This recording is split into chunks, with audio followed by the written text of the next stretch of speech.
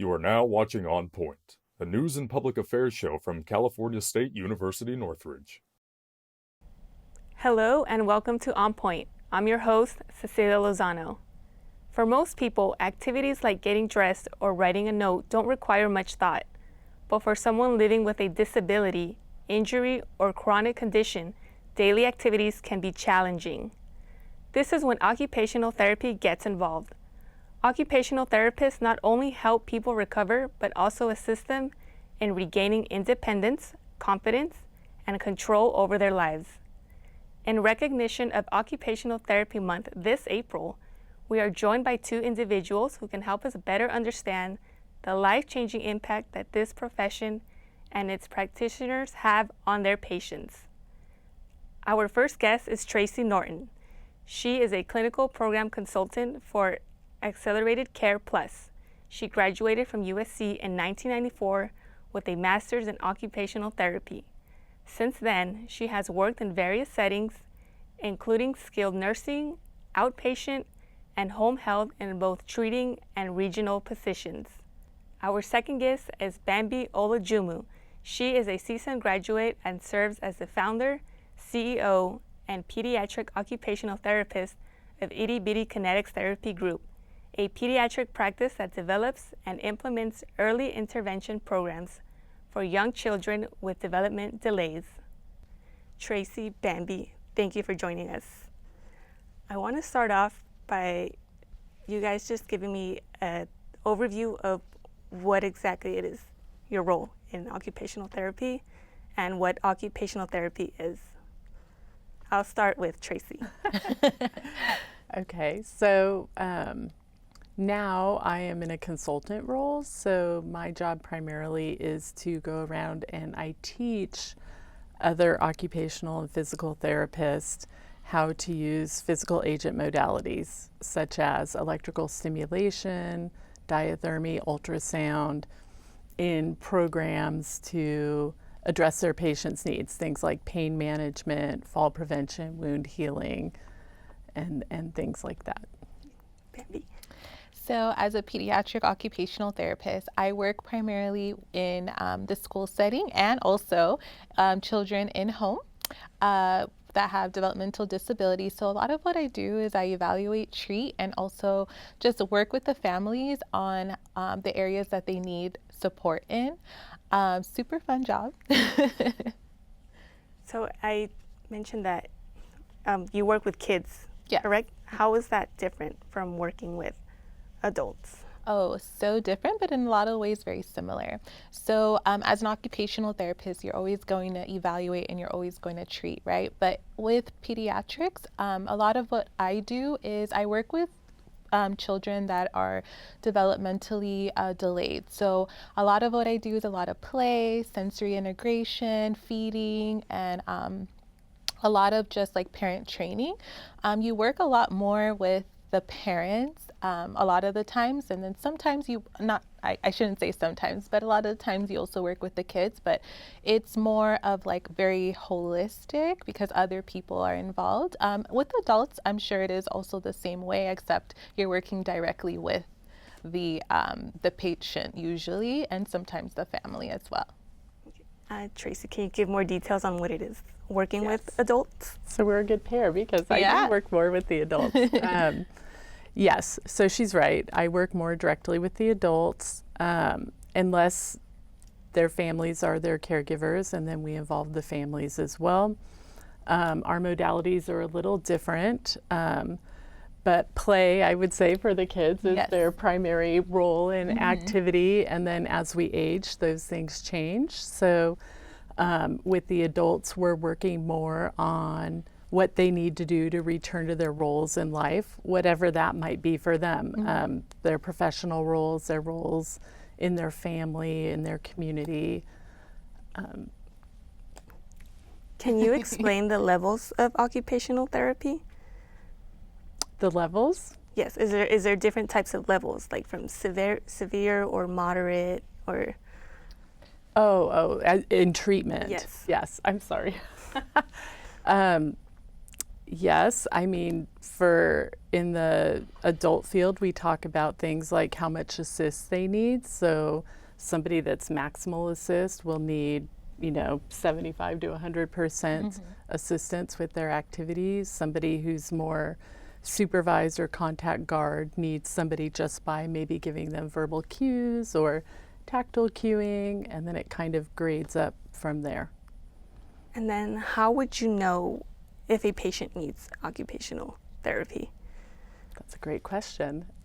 For me, I typically, in the settings that I work in, they're there because they're not able to return to their home setting, or if they are in their home setting, there are things that they're not able to do. So like I talked about earlier with the roles, if there's a reason they can't go to work, if there's something they can't do to take care of themselves, or something that they can't do that they need to do to be independent in the home, or as maybe a parent or in any role such as that, then that's how we know. And then we'll look at what is preventing them from being able to do that. And then that's how we make a treatment plan and decide what they will get from there. And then Bambi, can you give your side on how do you know when a child needs occupational therapy?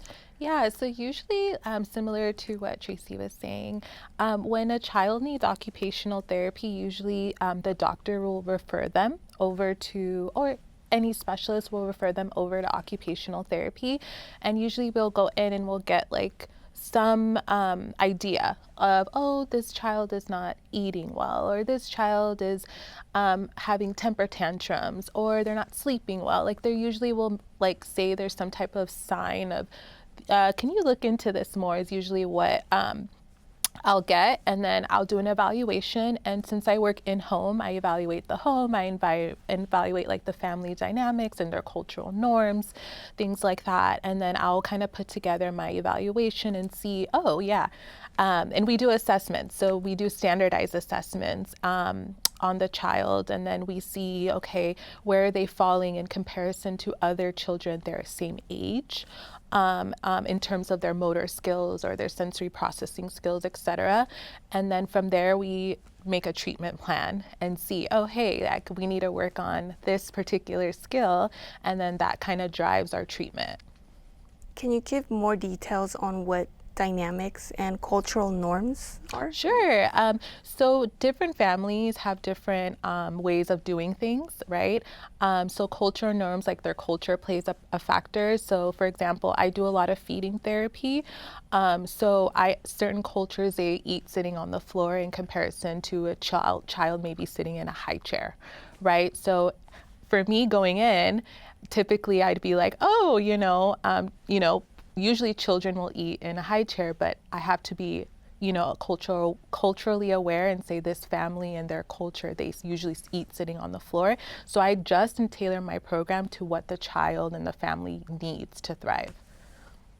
Can you add something on that, on like cultural dynamics? And all of that is always coming into play with what their roles are in their life. Mm-hmm. So yeah, that's definitely, that's kind of one of the things I love about occupational therapy is we're really looking we're looking at the whole person to create a full life, their activities of daily living. So anything cultural, anything social that goes into that is always something we try to take into all the different components of what are going into their plan. And can you give more details on the levels of when you consider a therapy session successful, or what you would define an occupational session to be successful? Well, goal setting is always a really important part of what we do. It's an important part of our evaluation. So we're usually we're always looping in the patient and relevant parties, family or caregivers or who that might be, to establish from the outset, what are our short-term goals here? What are our long-term goals here? A lot of times that's based on our objective measures. So with the patient, we're deciding what success will look like. So depending on what those goals are, it's our job to strategize how to get to them and what we need to do. Are we going to restore function? Do we need to teach them compensatory strategies? Are we just going to adapt something to make it easier for them to do?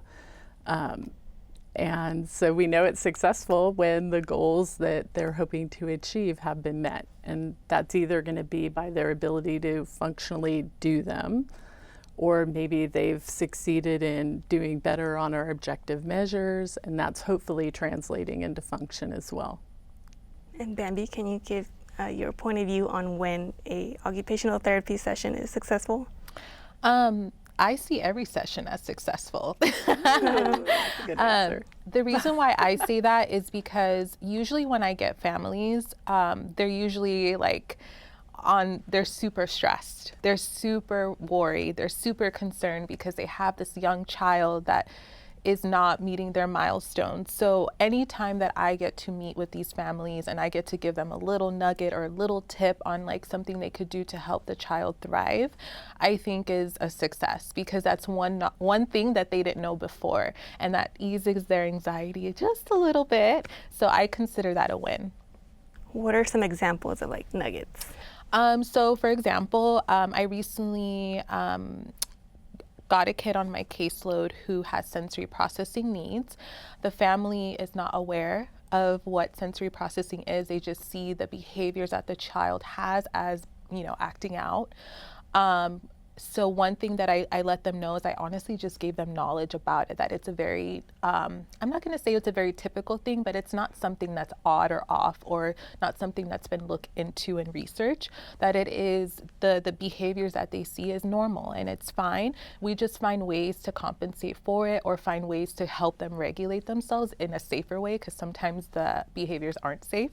So we find ways to teach them in a safer way of doing things. So the example that I have is the kid would spin. And the mom's like, I don't want him spinning because I don't want him to hit his head, right? So I gave her an alternative. I was like, maybe get him on the swing. Like they had a swing outside. So get him on a swing and you could spin, you could put him in a circle, still give him that movement. So it's similar to what he likes to do, but in a safer, more controlled way. And can you define sensory? I know you mentioned sensory. Oh yeah, so sensory input is all the senses that you get in your body. So smell, sight, hearing, taste, touch. So children usually that I see are on the spectrum. So usually some cases they have presentations of sensory processing disorder, where their sensory system is not regulating in the way that we're processing it. So a lot of the times what happens is that they will have under responsive to sensory input or over response, right? So usually what I see a lot of the times is an over response, and that's where parents come super stressed, like, why aren't they eating these type of textures, or why are they, doing these certain behaviors? So then that's when I have to explain to them what that looks like and what that means. This is a lot of information. Yeah. I can go on with questions, but we're going to take a quick break. But when we come back, we're going to take a look at unconventional therapy clinic that is impacting lives one ride at a time. Don't go anywhere. You're watching On Point.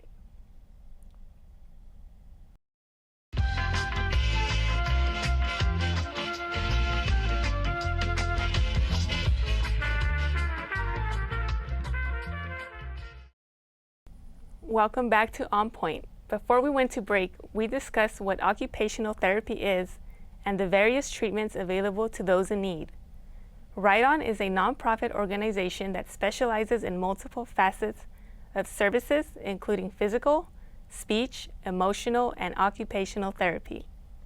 Our very own Alondra Canchola visited the Chatsworth location to see the impact it has on its patients firsthand.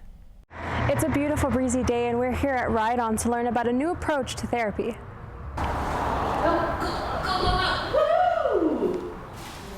Ride On Chatsworth is one of 3 locations in Southern California that tie in treatment with excitement. Obstacles, toys, and movement are what their therapists call play with purpose. It's a beneficial program that caters to the needs of various patients like Nicholas, who has been attending for over a year now, engaged in the organization's speech and physical therapy. He works closely with professionals to target strength, balance, and coordination in his underdeveloped leg and focus on movements needed for his everyday life. True of any therapy clinic, but just getting in when they're young and working on all these skills is really beneficial for them as they grow and develop.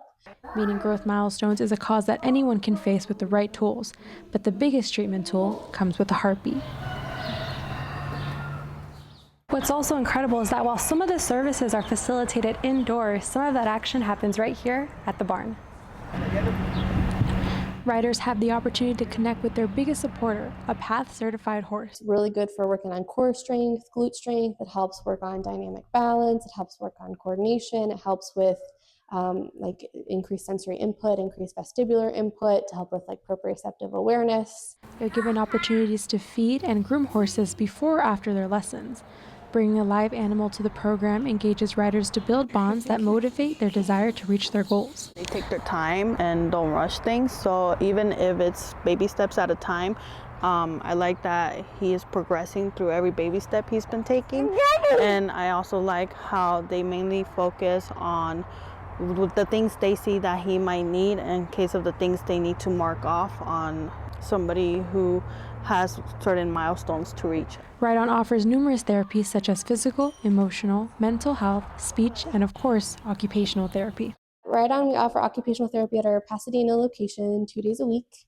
It's with our occupational therapist who works on activities of daily living, fine motor skills, regulation, all that kind of stuff. And she's a specialist in utilizing horse movement as a treatment tool to help achieve all those occupational therapy goals. It's this unique approach to therapy that keeps the community engaged and enlightened of over 30 years. Therapists hope patients can become inspired to reach their goals. So whether you need support inside or in the saddle, it's clear that Ride On has multiple facets to support everyone's needs. They're changing lives one rein at a time. Reporting from Chatsworth, Alondra Controlla, On Point. Thank you so much, Alondra. Can I get your opinion on this video? Sure. I mean, it's fabulous. And that's one of the things I really love about occupational therapy is you've seen so many different ways that as a profession we impact people's lives. And there's so many different settings in which we work and use our skills. That was one of the things that attracted me to the field, is that there's a lot of variety and you can, work in many different settings that fit your lifestyle and your interest as a therapist. So yeah, it's adorable. I mean, that looks like a fabulous place to work. Bambi? Yeah, I loved it. Just to piggyback off what she's saying, it's one of the things I love about occupational therapy. I've worked in many settings, but I haven't worked in a setting that has horses, let me tell you. But I would love to do it. And there's so many great benefits to, utilizing common things that we see or may not even see in our daily lives, to use it in the therapeutic process. I really love that and enjoy that about occupational therapy, which makes us one of the best professions, just because we can do so many different things. And honestly, it could be based off of what you are passionate about. So I love working with kids. I could do work in aquatics. Let's say I'm bored, with being in home. I could work in aquatics, but still work with kids. I could work in outdoors, nature. You can make it what you want it, but it just has, obviously has to be within the scope. But like she said, it's one of the things I love about it, and it's helping people at the end of the day. So it's amazing. And you both mentioned the settings. Can you give more details on the different types of settings? Sure. I mean, there's so many. There's so many. I've worked in long-term care, so with adult and aging adults. I've worked in outpatient setting that primarily had a neuro focus. So I worked in a specialty treatment with people who've had strokes and brain injuries and things like that. I've worked also in home health, so working with people in their homes, which is super rewarding, but all of it's rewarding because what we really do is help people with their quality of life. And so wherever you end up at any given point in time, or wherever your career path has taken you, it's fantastic. And even now, like for me, I've been a therapist for a long time, but now I'm training other therapists and helping them treat their patients. So it's rewarding on a whole different level because I'm empowering another generation of therapists to go out there and do the same thing. Yes. And Bambi, can you give more details on the different types of settings? Yes. So it's similar to what she said. So as a pediatric therapist, I've worked in home, like I mentioned. I've also worked in schools, which is super awesome, and it's like a whole different ball game as well. So those, depending on the setting you're in, it's going to look different, and it could even lead you to different career paths because you start to see, oh, there's no one that's really doing this or that. So it's really cool. So settings, yeah, it's just where occupational therapists work. And I've had the privilege of meeting like many different occupational therapists that work in like very interesting places. Like the coolest is like I met one that works in for Amazon as like a workplace occupational therapist. So they work on like work-related injuries. So it's really cool because you would never think an occupational therapist would work for Amazon. And then what would be some common misconceptions about occupational therapy? Well, I would say the most popular one is people hear occupational and they think it's purely like occupation work, but really occupation is the things that occupy our time and our life. So that can be pretty much anything. So like Bambi said, I mean, we can work anywhere and do a lot of really very interesting things. For example, like we saw in the video, a child and parent. Yes. If somebody knows that they have a family member that needs care, how attainable is it, or what are the steps to getting into occupational therapy? Well, I think Bambi mentioned earlier, typically, for occupational therapy, we need a referral, usually a doctor's order, to initiate services. So usually they find us through whatever path they're taking to address the challenges they're having. So for me, usually somebody's been in the hospital or they've had a life-changing medical event that leads them to need rehab. And that's typically the way they'll find their way to the areas that I've practiced in. So for children, how would that work? So there's different ways. So again, it depends on the setting. So it's similar to what she mentioned, a doctor's referral. In the school setting, a lot of it is the teacher or the parent will notice that the child is not, on par with their peers in the classroom. So they would initiate an assessment plan, of course, with consent of the parent, and then we'll start the process of an assessment to see where the child is functioning, and then we go from there. And can you walk me what a day-to-day looks like for you? Ooh, on what day of the week? I'm just kidding. So I will just kind of give you an idea. So as a school-based therapist, I start work at 7:30 in the morning. I kind of prep all my paperwork. I look at my schedule to see what kids I want to see that day. And then I may meet with teachers, I may respond to emails, and then I start my first treatment session once the kids get to school. I usually see around 5 to 10 kids a day. And then I, of course, eat my lunch. I try not to miss those. And then usually around by 2:30, the kids are out of school. So I use that 2:30 to 4:30 time to document and write any assessments that like I mentioned earlier, any assessments that I've done that day or earlier in the week. I'll take that time to document on that, write a report, and then 4 o'clock, I'm off. And then usually what I'll do is I'll see 2 clients at the end of the day. And then I'll see, for whatever the case is for the child, whether it's sensory processing or it's feeding, I'll see them in home, and then I get in my car and I go home. How often are sessions? Like, how long are they? In the school setting, they're usually around 30 to 45 minutes. The ones that I see after my school job are usually around 45 to an hour. And Tracy, can you give us a little insights on your day today? Similar.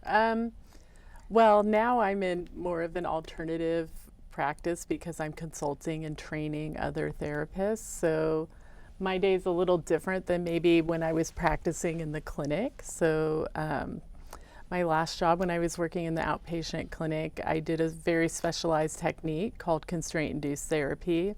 And it was fabulous because I would see we were a private clinic, so I would see one patient for 6 hours a day for 2 to 3 weeks. And that was the traditional method of doing that treatment. And then we had some modified versions of that as well. But for now, my day, I drive around all over California and Southern California and go to different clinics. And a lot of times I'm teaching a class on a different topic or a program that my customers want to implement. And then otherwise I'm looking at their patients with them, consulting, helping them identify what needs and what programs we can set up for the patients. And I want to ask one more question. Okay. What has been maybe a memorable case that you remember that just made you proud that occupational therapy is the correct career for you? For me, I have a lot, but one was a woman who had had a stroke during childbirth. And so she had a newborn, but she was paralyzed on one side of her body. And so she came to my clinic, and you can guess what her goals were, right?